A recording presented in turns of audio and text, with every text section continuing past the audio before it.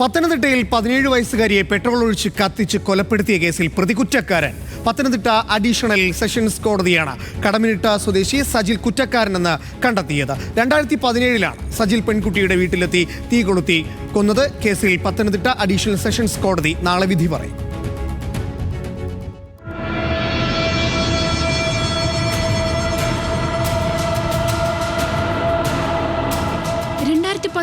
July 14 അന്ന് ശാരിക മുത്തച്ഛന്റെ വീട്ടിലായിരുന്നു.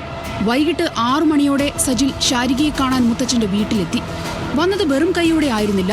ഒരു കുപ്പി പെട്രോളും കൈവശമുണ്ടായിരുന്നു. വൈദ്യുതി കണക്ഷൻ ഇല്ലാതിരുന്നതിനാൽ വീട്ടിൽ മെഴുകുതിരി കത്തിച്ചു വെച്ചിട്ടുണ്ടായിരുന്നു.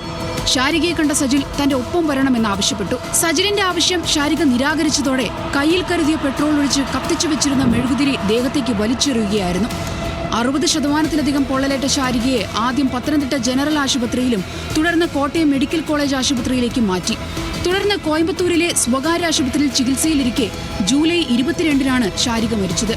സജിലാണ് തീ കൊളുത്തിയതെന്ന ശാരികയുടെ മരണമൊഴിയാണ് കേസിൽ നിർണായകമായത്.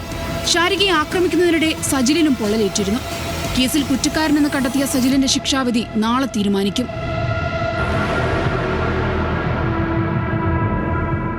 ന്യൂസ് മലയാളം, പത്തനംതിട്ട.